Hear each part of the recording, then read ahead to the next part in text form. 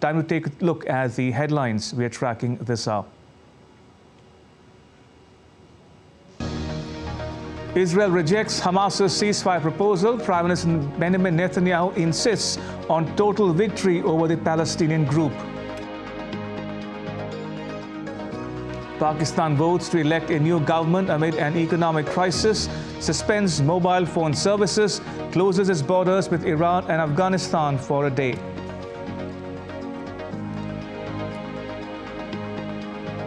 India's central bank, RBI, keeps repo rate unchanged at 6.5%, pegs India's 2024-25 real GDP growth at 7%.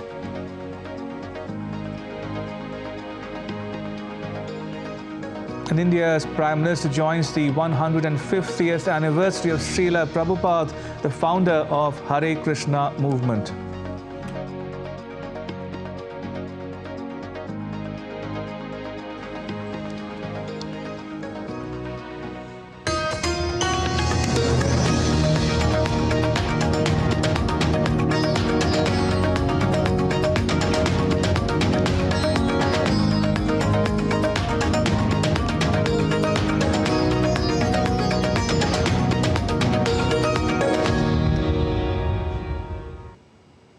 Israel's Prime Minister Benjamin Netanyahu has rejected Hamas's latest offer for a ceasefire and return of hostages held in the Gaza Strip.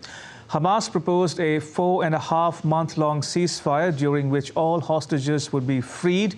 Israel would withdraw its troops from Gaza and an agreement would be reached to end the conflict. Calling Hamas's position delusional, Netanyahu renewed his pledge to destroy the group, saying that there was no alternative for Israel but to bring about its collapse. Peace and security require total victory over Hamas. We cannot accept anything else. Can you imagine what will happen if we don't have total victory? Hamas leaders have already pledged they'll repeat the October 7th massacre over and over and over again. No nation can accept that. We certainly won't. Without total victory, Iran and its terror proxies, Hamas, Hezbollah, the Houthis, and others, will be emboldened to subvert moderate states in the Middle East. They'll threaten the entire free world. Only total victory will prevent that. And total victory is within our reach. Military pressure led to the release of 110 hostages. And only continued military pressure will bring home the remaining hostages. U.S. Secretary of State Antony Blinken has said that Hamas's proposal for a Gaza ceasefire has clear non-starters, but it leaves space for an agreement to be reached. The top U.S. diplomat has met with Israel's Prime Minister Benjamin Netanyahu and discussed the Hamas's counter-proposal.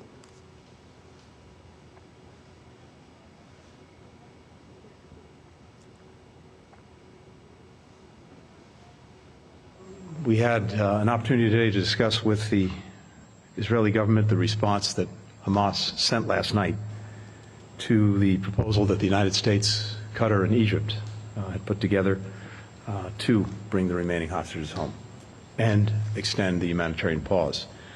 What I can tell you about these discussions is that while there are some clear non-starters in Hamas's response, we do think it creates space for agreement to be reached.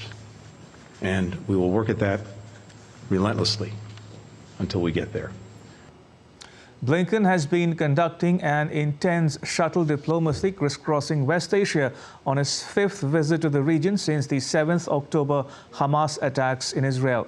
He has also met with the leaders of Egypt and Qatar, two countries that are mediating hostage negotiations with Hamas.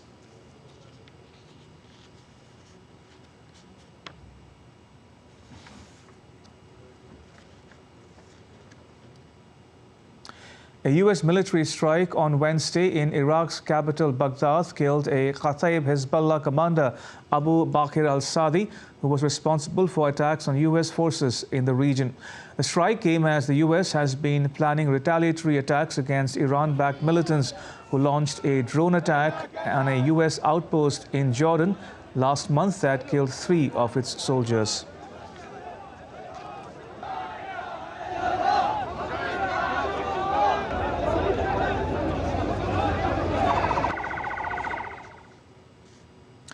Meanwhile, Iraq says repeated U.S. strikes is pushing government to end U.S.-led international coalition's mission in the country.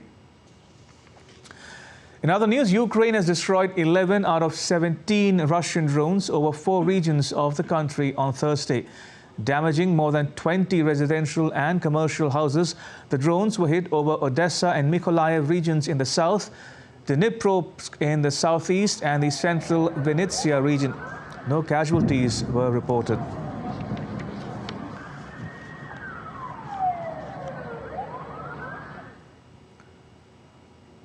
European Union's foreign policy chief Josep Borrell called on Ukraine's President Volodymyr Zelensky on Thursday.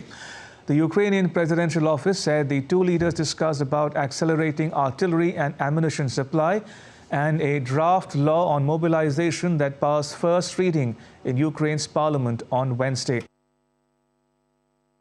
Borrell also discussed about EU military and financial support with top Ukrainian officials as the country faces an acute shortage of ammunition and artillery shells.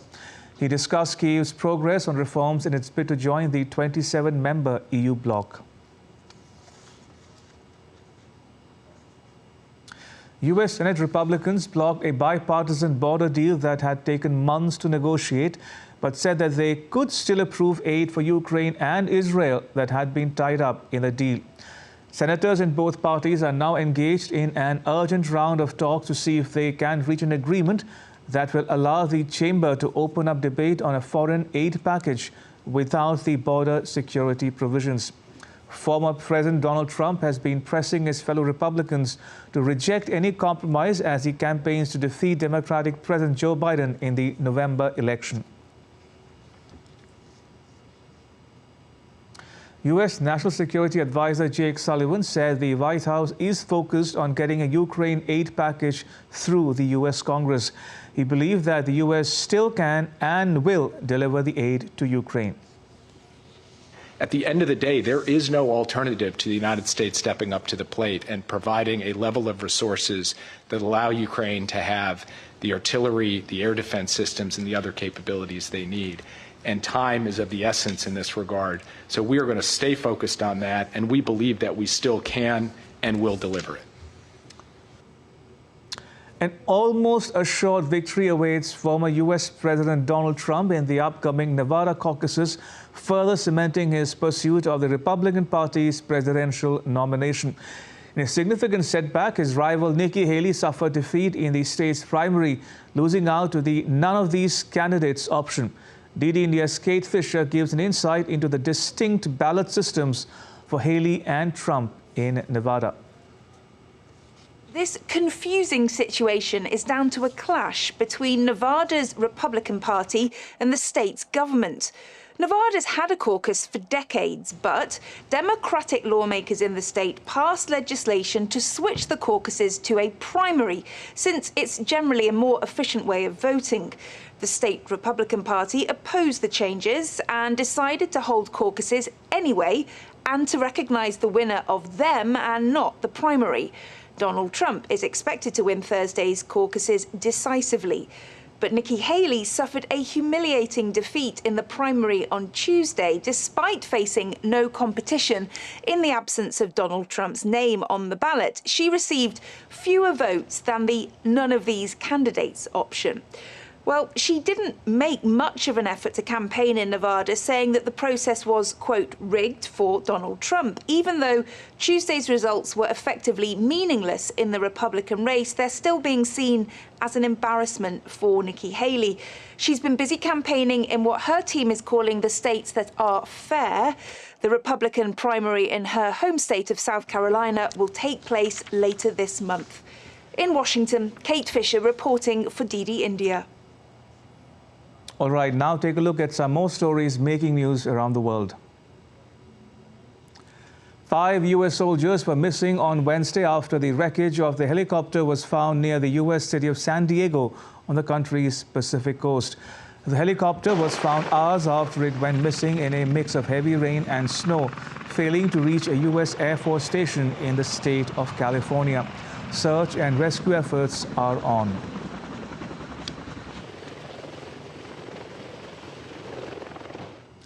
The European Union's Copernicus Climate Change Service said on Thursday that January this year is the warmest January on record. Now, this comes after 2023 was ranked as the planet's hottest year in global records going back to 1850. The exceptional heat has been fueled by human-caused climate change and the El Niño weather phenomenon. A volcano erupted on Thursday in southwest Iceland for the second time this year, making it the sixth outbreak on the Reykjanes Peninsula since 2021. The previous eruption started on 14th January and lasted about 2 days, with lava flows reaching the outskirts of the Grindavik fishing town. The European Union's Copernicus Climate Change Service has said that for the first time, global warming has exceeded 1.5 degrees Celsius across an entire year. The period from February 2023 to January 2024 reached 1.52 degrees of warming above the pre-industrial reference period. January 2024 was the 8th record warm month in a row. In the 2015 Paris Agreement, countries agreed to try to prevent global warming surpassing 1.5 degrees Celsius to avoid it unleashing more severe and irreversible consequences. Despite exceeding 1.5 degrees Celsius in a 12-month period, the world has not yet reached the Paris Agreement target. The Paris goal refers to an average global temperature over decades. An EU official said the rapid reductions in greenhouse gas emissions are the only way to stop global temperatures from rising. Still to come on DD India News Hour. India's President Draupadi Murmu opens a 4-day cultural festival celebrating the country's northeast.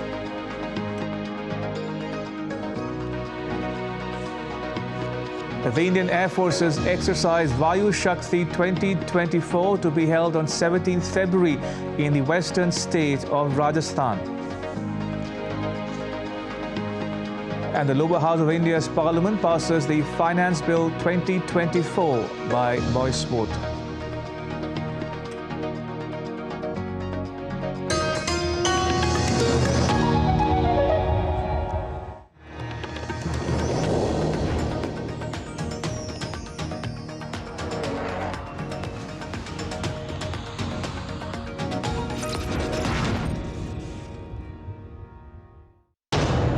Is telepathy real or fiction?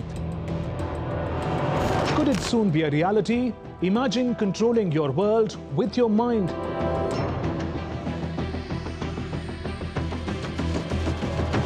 Elon Musk's brain chip promises telepathy for real. But is it safe? Is it ethical? I connect the dots to get the full picture.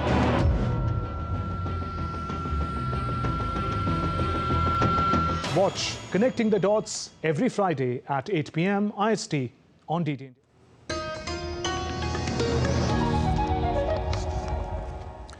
You're watching DD India News Hour. I'm Ramesh Ramachandran. India's President Draupadi Murmu inaugurated a 4-day cultural extravaganza on the richness of the country's northeast at Amrit Udyan in Rashtrapati Bhavan in New Delhi. The event is being held as part of Udyan Utsav 2024. Udyan Utsav is Hindi for Garden Festival.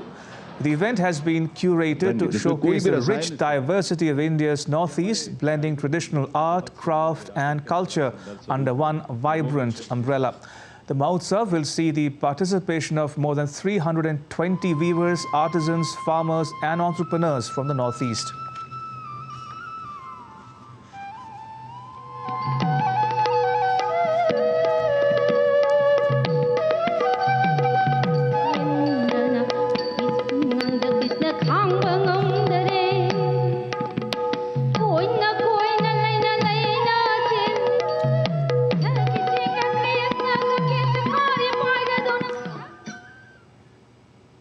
Guyana's Prime Minister Mark Phillips, who is visiting India, called on Vice President Jagdeep Dhankar in New Delhi on Thursday.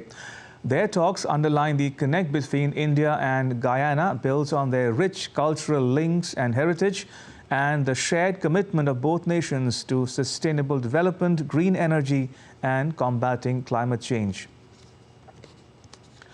Earlier, Prime Minister Phillips called on President Draupadi Murmu. Their discussions centered around enhancing cooperation in various sectors such as trade, investment and cultural exchange.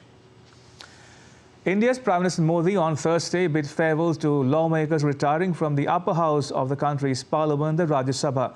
The Prime Minister commended former Prime Minister Manmohan Singh's contribution and said Dr. Singh worked even while in a wheelchair.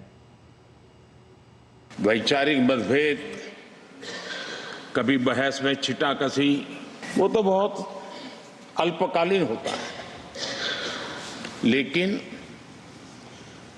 इतने लंबे अरसे तक जिस प्रकार से उन्होंने इस सदन का मार्गदर्शन किया है, देश का मार्गदर्शन किया है, वो हमेशा हमेशा जब भी हमारे लोकतंत्र की चर्चा होगी तो कुछ माननीय सदस्यों की जो चर्चा होगी उसमें माननीय डॉक्टर मनमोहन सिंह की योगदान की चर्चा जरूर होगी। 68 members of the Rajya Sabha are retiring between February and May after completion of their terms. The chairperson bid farewell to them on Thursday. It is an emotional occasion for all of us as we bid farewell to our 68 esteemed colleagues retiring between February and May following completion of their terms. I am sure the retiring members too would be departing with a profound sense of contentment for their efforts in advancing the interest of Bharat and every Bharatiya. The Indian Parliament's lower house passed the Finance Bill 2024 by a voice vote. The bill seeks to continue the existing rates of income tax for the financial year 24-25, provide for certain relief to taxpayers and make amendments to certain enactments. The bill had been moved by Finance Minister Nirmala Sitharaman. Replying to the debate on the discussion, Minister of State for Finance Pankaj Chaudhary said no change in the existing income tax rates has been proposed. Meanwhile, the government's proposed white paper comparing the economic situation before and after 2014 is likely to be tabled in the lower house, that is the Lok Sabha, on Thursday. And my colleague Vikas Sathi joins us for more on this developing story. Vikas, what exactly is a white paper? I wanted to break it down for our viewers, and when will it be tabled? Right, Ramesh. So the white paper is a kind of a research paper, and not only in the parliament. In fact, it can be brought by any organization to state certain facts which are not in public domain. As you recall that when Finance Minister was addressing the lower house and she was giving her interim budget, she indicated that the government will bring a white paper which will inform the people in general that what were the mismanagements, what were the policy paralysis during the UPA 10-year regime, and she said that those 10 years could be golden years for Indian economy, though because of UPA government's corruption, incompetency, policy paralysis, India became one of the 5 fragile economies in the global scenario. And now, after the 10 years of Modi government, India is moving ahead to become the 3rd largest economy in the world.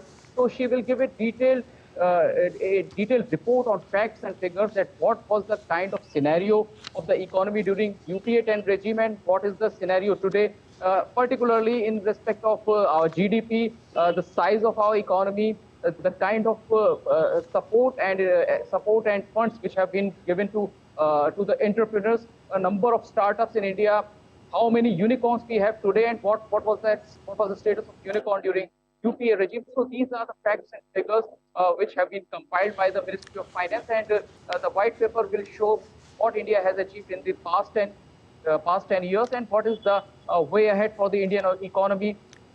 Since Finance Minister and earlier Prime Minister also said that we very soon become the 3rd largest economy in the world. So how does this change happen during 10 years of Modi government? How we became how we are poised to become the third largest economy while we were one of the 5 fragile economies in the world in 2013. Whatever achievements have been delivered by the Modi government, this will be certainly the part of that white paper, and we will get certain facts and figures with respect to our economy and our contribution to the global economy, and particularly the GDP of Indian economy has grown in the past 10 years of Modi government. All right, we'll leave it at that. Vikas, thank you. That was my colleague Vikas Sarthi reporting from New Delhi. Moving on, India's Home Minister Amit Shah on Thursday said his ministry has decided to scrap the free movement regime between India and Myanmar, calling it Prime Minister Narendra Modi's resolve to secure the country's borders. The minister said that the decision was taken in order to ensure internal security and maintain the demographic structure and stability of India's northeastern states bordering Myanmar. He said the Ministry of External Affairs is currently in the process of scrapping the free movement regime, and the Ministry of Home Affairs has recommended the immediate suspension of the same. The free movement regime allows people from both countries to travel visa-free across borders for a few kilometers. India's External Affairs Minister Subramaniam Jaishankar will attend the 7th Indian Ocean Conference during his visit to Perth in Australia on Friday.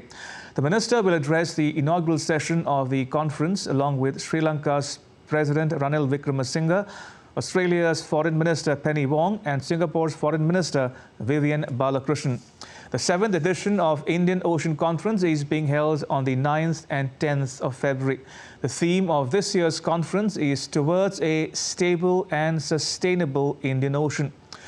The Indian Ocean Conference is a flagship forum for countries in the Indian Ocean region organized annually by India's Ministry of External Affairs in association with the India Foundation, a think tank headquartered in New Delhi. And now take a look at some other stories making news in India. The Chief Minister of India's state of Goa, Pramod Sawant, inaugurated the Goa Police e-Beat book app. The app will replace traditional physical beat books and modernize and digitize policing efforts. Preparations are on for the Indian Air Force's exercise Vayu Shakti 2024. Vayu Shakti is Hindi for air power. It will be held on 17th February at the Palodi Air Force Station in the western state of Rajasthan bordering Pakistan. All frontline aircraft, including the Rafales and the indigenous Prachand attack helicopter, would take part in the exercise. The National Disaster Response Force and State Disaster Response Force teams rescued a 24-year-old woman who fell into a borewell at Gangapur in the western Indian state of Rajasthan. Locals of Bandipora in India's Union Territory of Jammu and Kashmir were seen playing cricket on a pitch in the middle of a field covered with snow. Jammu and Kashmir has been witnessing heavy snowfall for the last few days.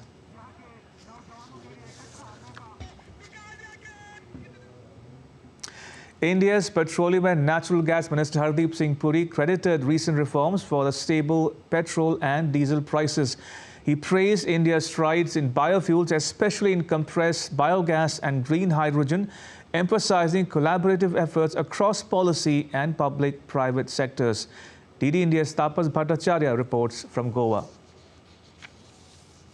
Joining me is India's Minister for Petroleum and Natural Gas, Mr. Hardeep Singh Puri, to talk about the India Energy Week. Sir, it's been a huge event, better than the first edition. How do you rate this edition, and what kind of magnitude you are expecting from this?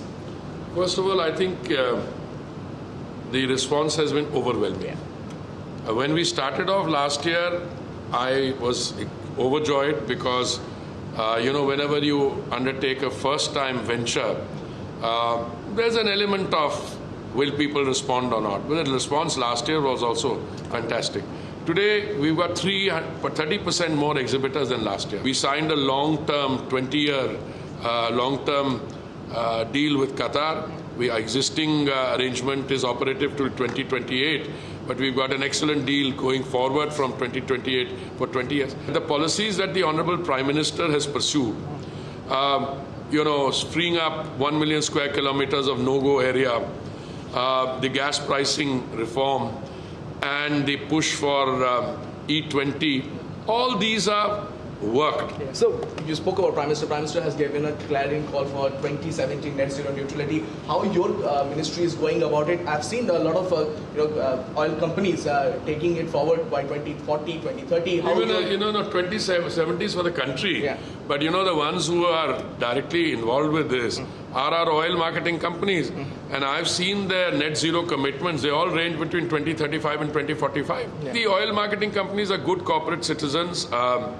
They did a fantastic job when we had turbulence. They held the prices. They brought the prices down.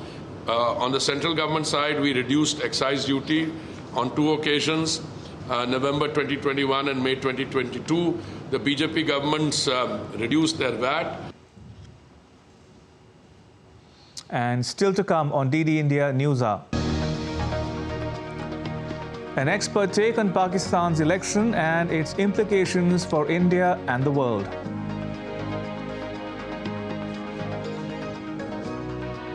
And Fiji's Deputy Prime Minister and Finance Minister Professor Biman Prasad to become the first foreign leader to offer prayers at the newly built Ram Temple at Ayodhya.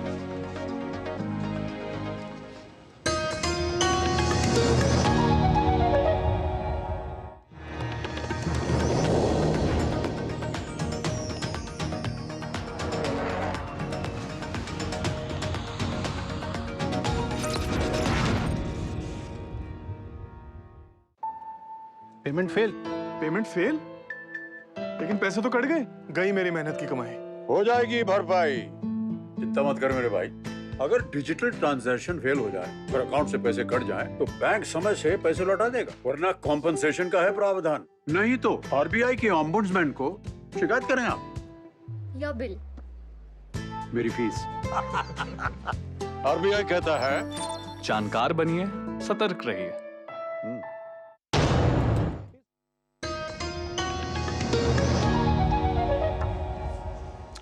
You're watching DD India News Hour. I'm Ramesh Ramachandran. A quick recap of the headlines.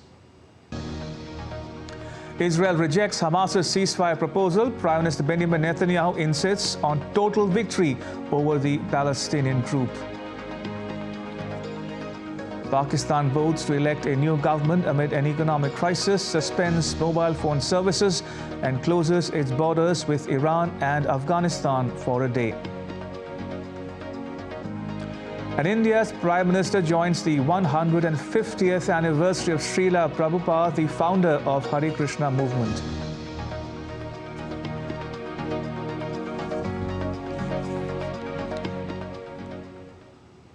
Four police officers were killed in a shocking bomb blast and shooting incident that occurred in northwest Pakistan on Thursday.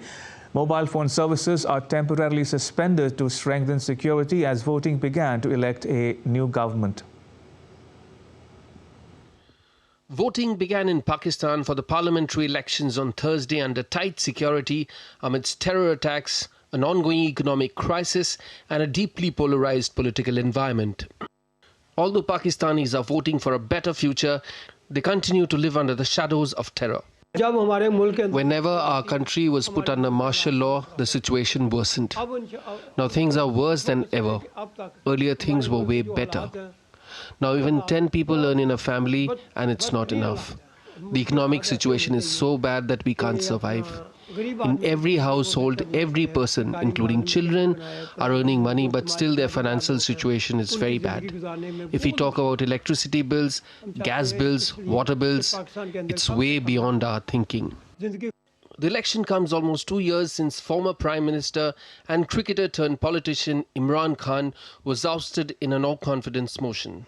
He was later jailed on corruption charges and now is barred from contesting elections. Three-time PM Nawaz Sharif is on the ballot this time, while on the other hand, Bilawal Bhutto Zardari, son of slain politician and former Pakistani PM Benazir Bhutto, is in the fray.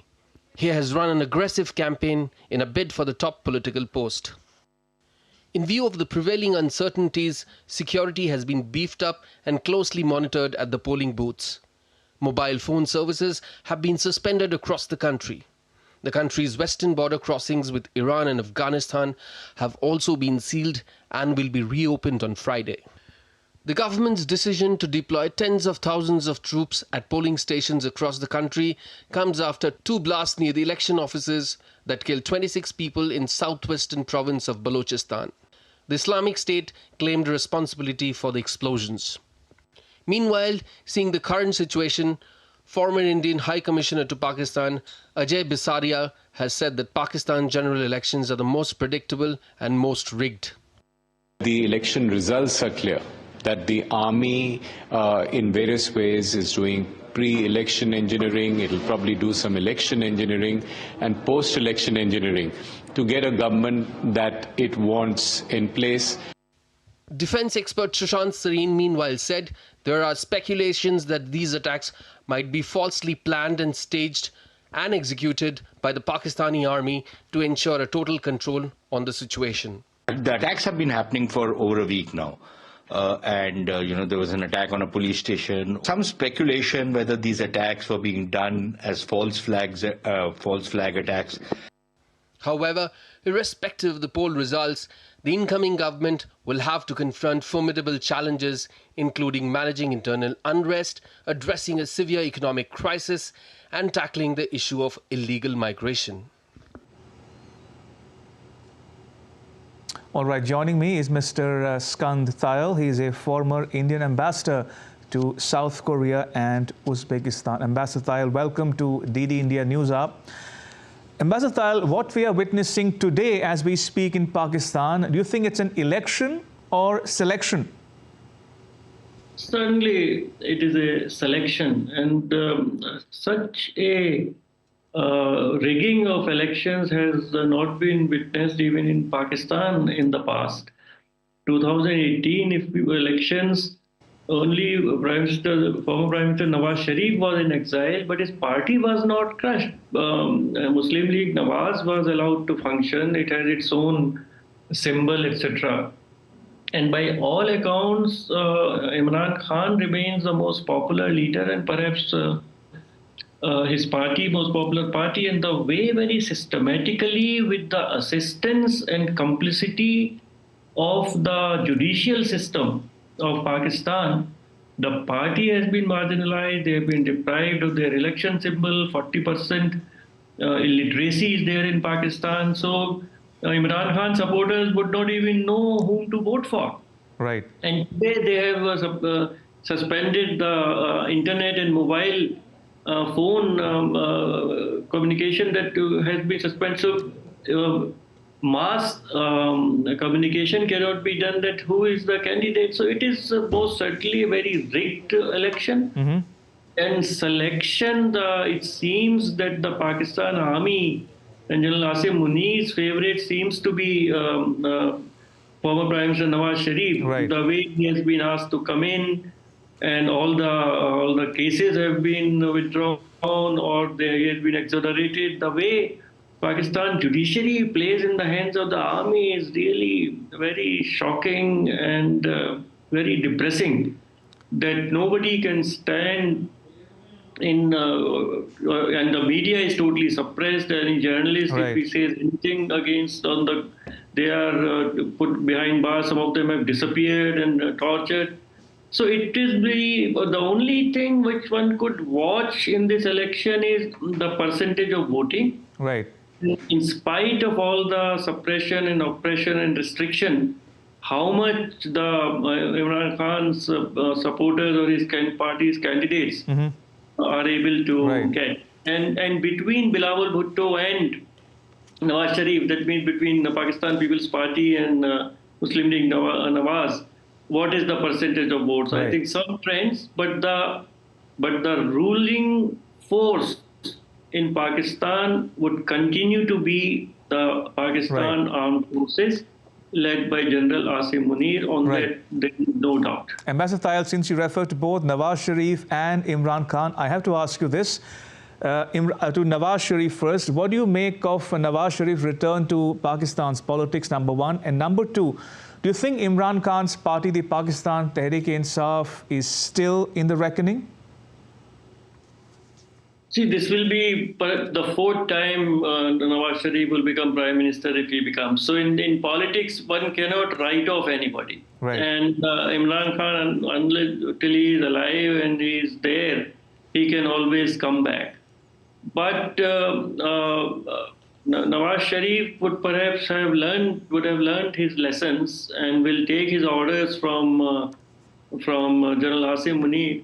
And the thing is that Pakistani generals now don't want to rule directly, like Ziaul Haq did or Pervez Musharraf did, because there are so many economic woes in the country and country is going downhill, 24% inflation, etc., that they don't want to be blamed for the economic ills of the country. So they want a civilian government in front, so that all the economic woes, the people put their anger and their frustration and towards the civilian government.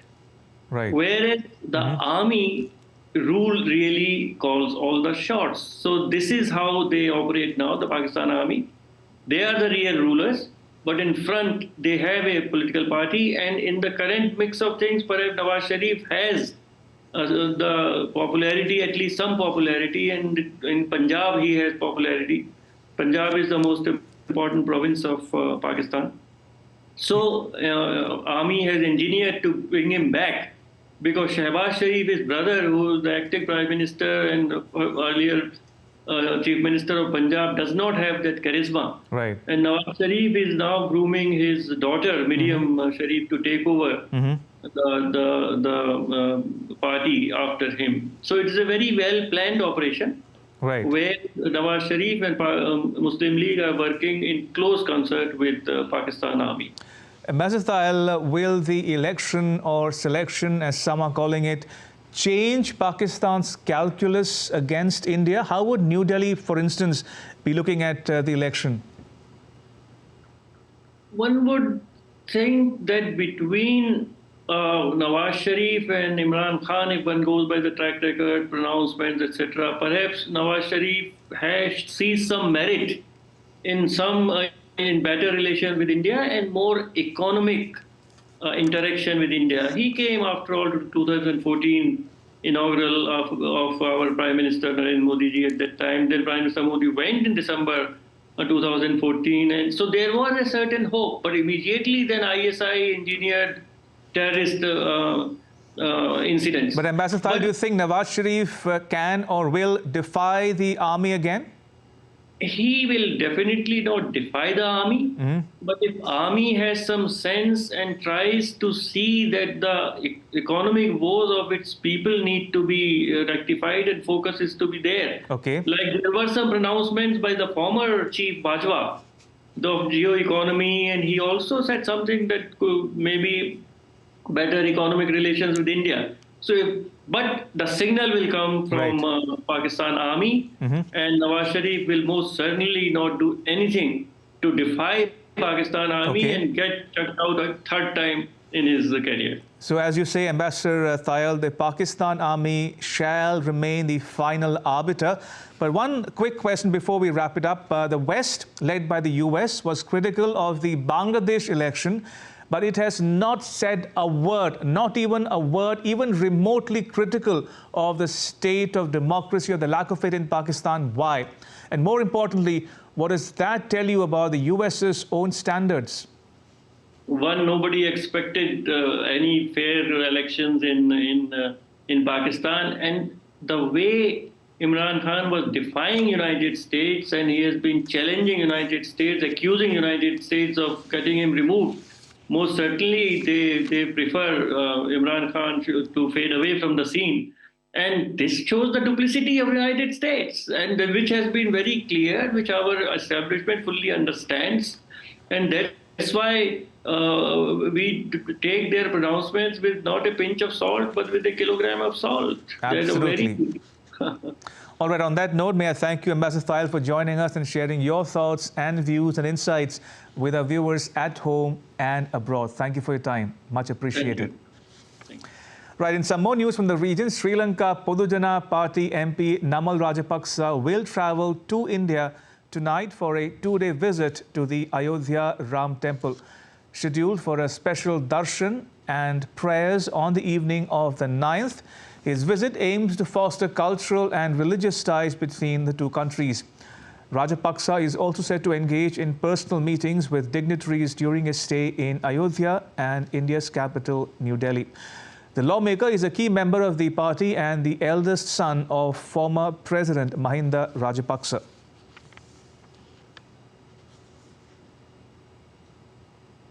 And talking about Ayodhya, Fiji's Deputy Prime Minister and Finance Minister Professor Biman Prasad will become the first foreign leader to offer prayers at the newly built Ram Temple at Ayodhya when he travels there today. The temple was consecrated by India's Prime Minister Narendra Modi on 22nd January. In an exclusive interview to your channel, the visiting minister said that the consecration ceremony was watched live by the Indian diaspora in Fiji. He said Hindu temples across the southern Pacific island nation of Fiji celebrated the occasion with Ramayana recitals. It was a national event in many ways. Take a listen. Well, it was marked by a massive celebration, jubilation in Fiji. In fact, the Indian High Commission in Fiji, together with Sri Sanatana Dharmapratinidhi Sabha of Fiji, which is the largest religious, Hindu religious body, and there were 5 national programs within the country. Apart from that, obviously we have this very large number of small Ramayana mandals, a feature which is probably unique to Fiji, where they recite Ramayana every week, whether it's a Tuesday or a Friday, and so all these every week without fail. Every week without fail, every fortnight without fail, depending on where across Fiji. And so, to mark the occasion, there was this national celebration in all the temples, the mandalis, where Ramayana was recited. Ayodhya remembered, our forefathers remembered, as part of the journey of the Fiji Indians, in particular Hindus. In fact, I was part of the last program on the 22nd, and while there are other activities going on, there was a pause to watch the Honorable Prime Minister Sri Narendra Modi ji being part of the Pran Pratishtha celebration in Ayodhya on the 22nd. So it was a national event in many ways. And still to come on DD India News Hour. India's central bank, the RBI, keeps repo rate unchanged at 6.5%. And defending champions Qatar beat Iran 3-2 in a thrilling Asian Cup semi-final to set up summit clash with Jordan.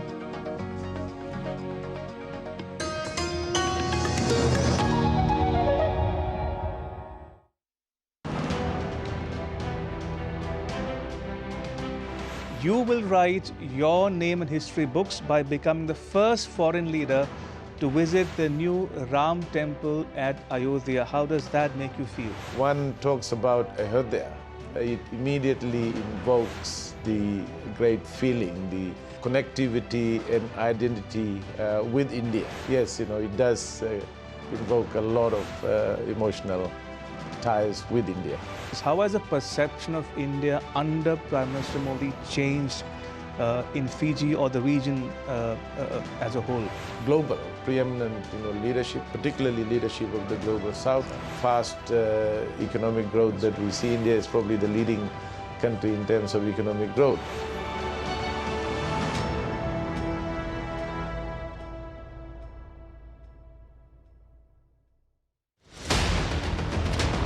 Is China's economy a ticking time bomb? China, once a growth powerhouse, is becoming a concern for global economy.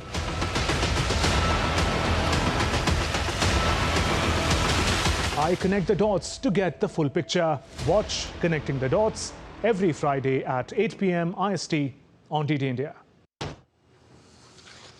You're watching DD India News Hour. I'm Ramesh Ramachandran. India's central bank, the Reserve Bank of India's Monetary Policy Committee, has kept repo rate unchanged at 6.5%. It decided to remain focused on the withdrawal of the accommodative stance. After a detailed assessment of the evolving macroeconomic and financial developments and the outlook, the Monetary Policy Committee, that is MPC, decided by a 5-to-1 majority to keep the policy rate unchanged at 6.5%.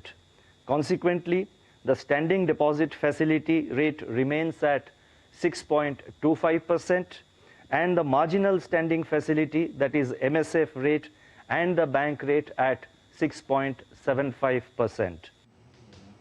RBI Governor Shaktikanta Das said India's real GDP growth for the current financial year ending in March 2024 is also pegged at 7%.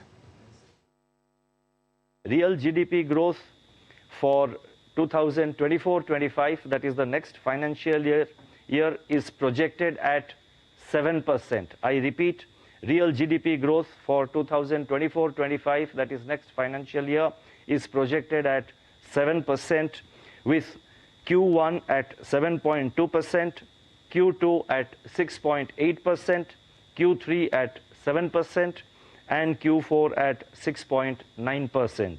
The risks are evenly balanced. He said that global inflation has softened and he expected it to moderate further in 2024. Global growth is expected to remain steady in 2024 with heterogeneity across regions.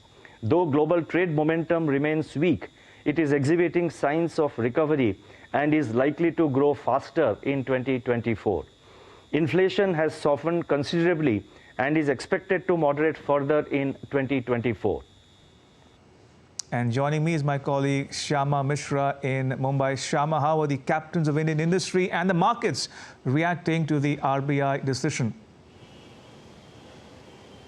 Well, I'll start with the markets first. We have already been seeing that the markets are reacting in a volatile manner, and it will be mostly largely on the RBI's decision. And the market was actually expecting a lot of other decisions, a lot of other measures, but it has not come through, and that is why we are seeing that. Apart from that, as RBI, it was expected that it will be maintaining the status quo. It has maintained the status quo, and now it is one whole year with no change in the key rates. You asked about the captains of the industry. Well, we have Samir Somaya with us. He is the president of IMC Chamber of Commerce and Industry. So your initial reaction to the no changing of RBI policy?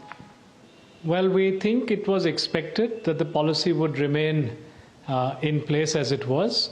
This takes into account the uncertainties in the geopolitical situation and also the volatility in food and oil prices and energy prices. So we think that the RBI is being cautious. And here we see monetary policies playing in tandem with the fiscal policies. We already saw the finance minister talk about how the fiscal deficit is going to be reduced as we go further. Similarly, we are seeing that the inflation is being moderated. The RBI has maintained its stance on withdrawal of accommodation stance, and they're looking at how inflation is coming down from 6.7% last year to around 5.4% this year and 4.5% the year after. So we are seeing that this is in tandem, and we take it as a positive step. Looking at the uncertainties and volatilities in the world markets, the RBI is right in being cautious, and at the same time the governor did mention that the RBI will be nimble enough to respond and modulate policy as needed. All right.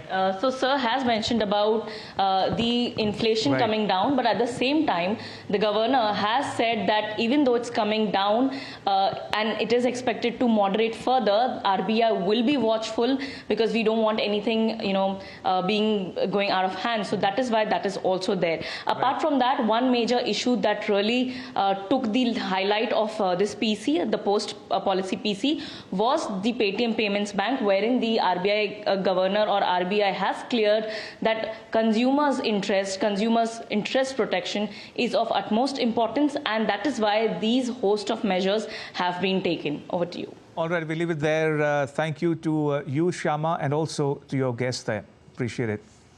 And now to all the news from the world of sport with Abhishek Mahajan. Abhishek, over to you.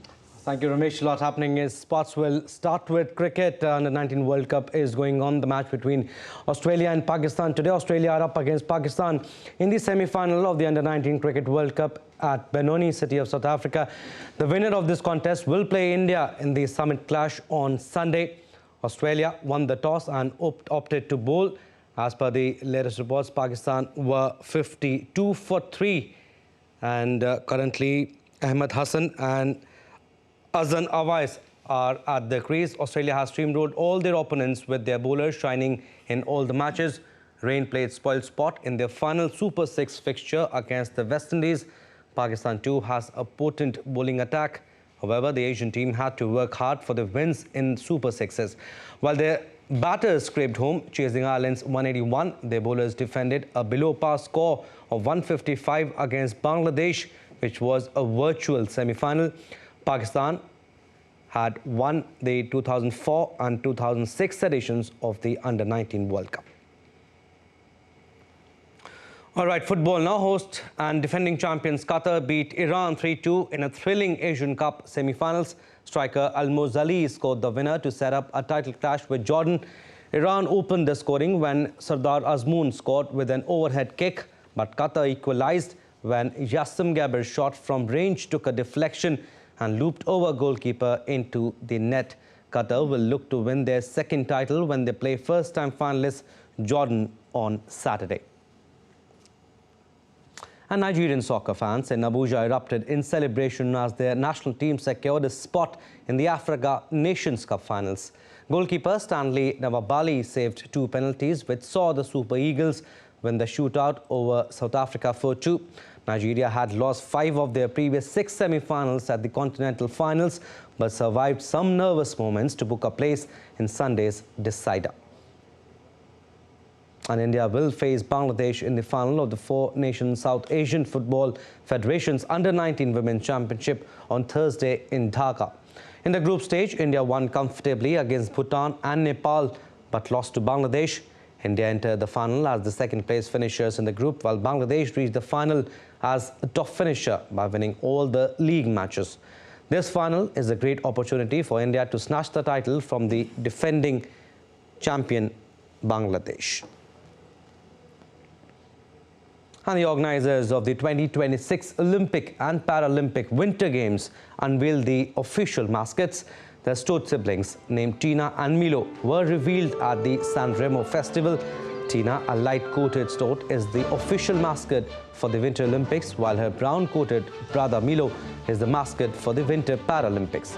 The Olympics in Italy are scheduled to run from February 6th to 22nd before the Paralympics take place on March 6th to 15th.